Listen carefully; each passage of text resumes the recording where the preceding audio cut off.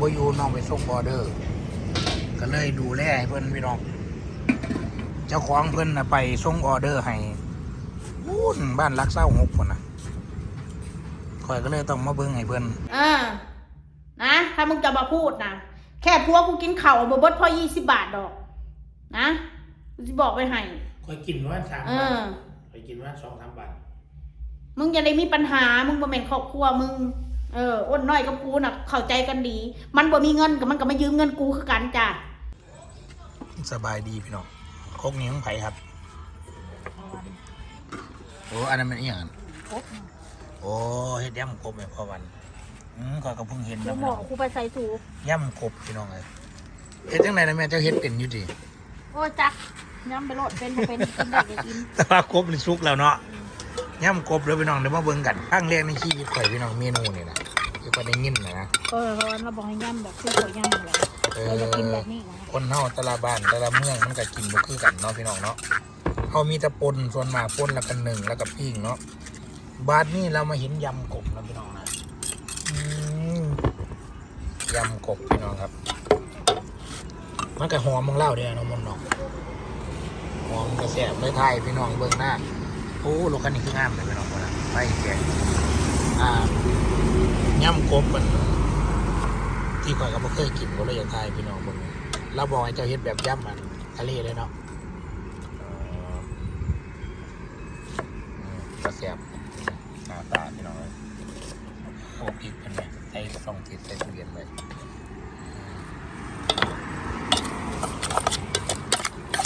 วันพี่น้องเลย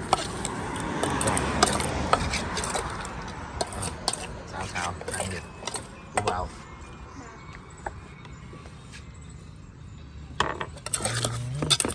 หยิบมะนาวเข้าไปส้มขาดจวดหมด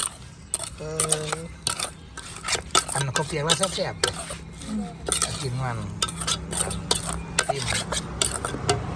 เอาโอเคพี่น้องเรียบร้อยเลยที่แรกคนนึกว่ามันก้อยหอยเดียวคือมันคือหอยนี่แหละสายตาเดียวบ่อันนี้ไม่ใช่ก้อยหอยนะพี่น้องก้อยกบยำกบเอายอดพี่น้องบ่อยู่น้องไปส่งออเดอร์ก็เลยดูแลให้เพิ่นพี่น้องเจ้าของเพิ่นน่ะไปส่งออเดอร์ให้บ้านรักเศร้าหกคนนะข่อยก็เลยต้องมาเบิ่งให้เพิ่นยามเราบ่อยู่ก็เบิ่งให้ยามบ่ข่อยบ่อยู่น้องก็เบิ่งให้พี่น้องไก่สุกไปพี่น้องของอุ่นหน่อยปิ้งไก่เราแต่แซ่บของเราเลยปิ้งหมูใหญ่กว่านะแซ่บบ่พี่น้องกว่านะของอุ่นหน่อยพี่น้องมาหอดเฮือนแล้วอาบน้ำอาบในสระผมสระหางเด้อสระผมบ่มีหางผมนี่แหละคือหางเนาะสระผมแล้วขี้ฝุ่นป้าตอนมาพี่น้องบาดนี่ก็เด้อก่อนสินอนก็สิมาบำให้ฟังก่อนเขาเอิ้นว่าคนมีอคติอันนี้เด้อจกเข่าเขาอีกแล้วบักตาบเวลานั่นพากันขี่คุยว่าซื้อมากินซื้อมากินมือจกปั้นบักปั้นใหญ่อีกต่างหากนางดาวเป็นเด็กนางมนแต่คือให้กินเข่าอ้นน้อยว่าสันเดี๋ยวสิตอบทีละขอเด้อนางดาวเป็นเด็กนางมนแต่คือให้กินน้ำอ้นน้อยเป็นเด็กนางมนก็จริงนางดาวก็เฮ็ดเบิดทุกคนจ้ะ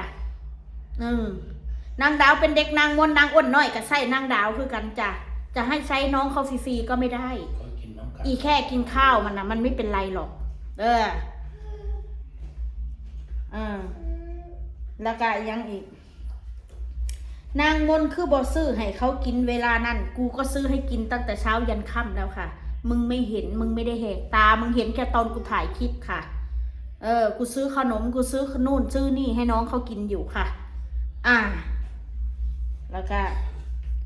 ให้เขากินเวลานั้นพากันปากดีสุดท้ายกับบ่มุ่มเข่าคนอื่นบ่เห็น ซื้อมากูสิบอกมึงไว้ให้เด้อในคลิปนี้น่ะ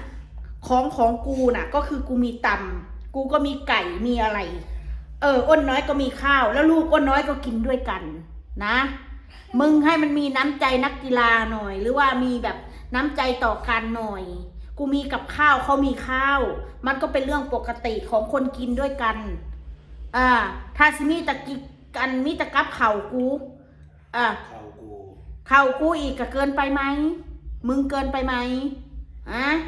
มึงจะว่าอะไรที่มันเกินความเป็นจริงกูสิบอกไว้ให้นะกูแยกเพื่อนกูก็อยากคล้องขึ้นเลยเรื่องแค่นี้มึงแยกบ่ออก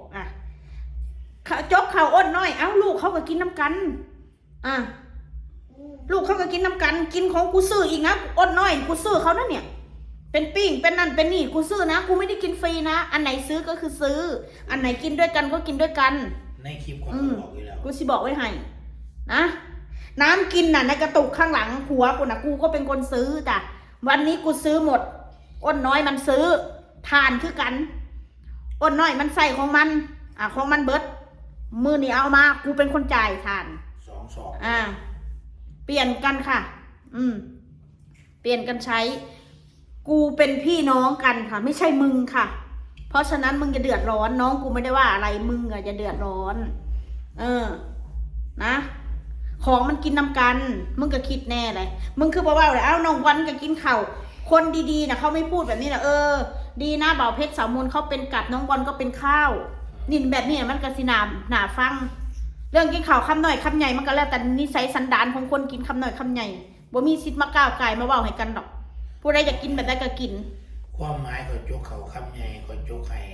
น้องทองกับน้องดาวและน้องดาวนี่เป็นเด็กนางมนทำไมไม่ซื้อให้นางดาวกินมึงเห็นติกูไม่ได้ถ่ายคลิปทั้งวันให้มึงดูแล้วนางดาวนี่เป็นเด็กนางมนไม่ได้ว่ามีแต่เด็กนางมนนะแม่น้อยก็ใช้อ้นน้อยก็ใช้น้ำกันเพราะว่านางทองข่อยจะใส่คือกันคือว่าเขาอยู่ร่วมกันไหมเขาไม่ได้เป็นนั้นมึงอย่ามีอคติกับครอบครัวกูมากเกินไปหลายอีสันดานกูไม่อยากคล้องขึ้นดอกแต่กูเบิ่งมึงบ่แยกคนดีๆเขาเบิ่งเบาเผ็ดสมนเขาก็เป็นกัดเด็กน้อยเขาก็อยากกินสมตำกินบะซูสมตำเอากินคิดเบิ่งว่ามันเป็นเงินเท่าไหร่ทั้งไก่ทั้งยังสมตำก็100แล้วค่ะกูตำกุ้งสดด้วยนะเขาปุ้นกุ้งสดด้วยกูใส่ให้เด็กๆนะไก่4 ไม้นะถ้ามึงจะมาพูดนะแค่พวกกูกินเข่าบ่เบิดพอ20 บาทดอกนะกูจะบอกไปให้คอยกินว่า3 บาทคอยกินว่า2-3 บาทมึงอย่าได้มีปัญหามึงบ่แม่นครอบครัวมึงอ้นน้อยกับกูน่ะเข้าใจกันดีมันบ่มีเงินกับมันก็มายืมเงินกูคือกันจ้ะมึงฮู้บ่ว่าสิ่งที่กูช่วยเหลือมันมึงฮู้บ่มึงบ่ฮู้เป็นยังกูคือจังใส่กรดมันกูใส่ได้กูยังใส่ได้เวลามันบ่มีเงินมามันจะมีบ่แก้ไขเฮาแน่กูก็ให้มันกูบ่มีกูก็แบ่งให้มันน้องนะมึงฮู้นำกูบ่เบื้องลึกเบื้องหลังครอบครัวกูน่ะมึงฮู้นำกูบ่มึงบ่ฮู้ก็ย้อนมันอาศัยกันแบบนี้แหละมึงไม่มีเงินกูให้มึงยืม400-500หรือว่า1,000 บาทกูให้มึงยืมเอามาซื้อของขายมันบ่ทันเงินกูถ้ามันมีมาอดมึงมีบางไม่ก็ยืมแน่มันก็ให้กูย้อนนั่นเนี่ยพี่น้องกันมันก็พึ่งพาซึ่งกันและกันไอ้ซ้ำเข่านะมันบ่ใส่ปัญหามันปัญหาน้ำปากมึงน้ำปากดีบ่แม่นกูดอกปากดีนะมึงน้ำปากเสียมึงนะน้องเขาเข้าใจกันมอนทานก็ใส่น้ำเฮาโลดพอใส่เบิดแล้วใส่ของเฮาเบิดปุ๊บแล้วเราต่อไปจะเป็นคนซื้อโอเคนั่นคือกันมื้อนี้เฮาซื้อถ้ามันเบิดมื้อหน้าเจ้าซื้อนั่นกินคนเราทำงานด้วยกันก็ต้องตกลงกันแบบนั้นไม่มีใครเอาเปรียบกันกูสิบอกไว้ให้เด้อและคนแบบกูบ่เคยเอาเปรียบใครข้าวต้มขนมกูซื้อให้ลูกมันกินอย่าใส่คำว่าใส่น้ำกันเฮาบ่ได้ใส่น้องเดี๋ยวเฮาเฮ็ดงานน้ำกันเฮ็ดน้ำกันการน้ำมันต์แล้วว่าใส่น้ำกันบ่แม่นว่าเฮาใส่แต่หลานใส่แต่น้องเด้อเฮาก็มีแนวอยู่แนวกินสู่เขากินตามคนตามช่วยเหลือกันนั่งดาวเรามาแล้วก็ได้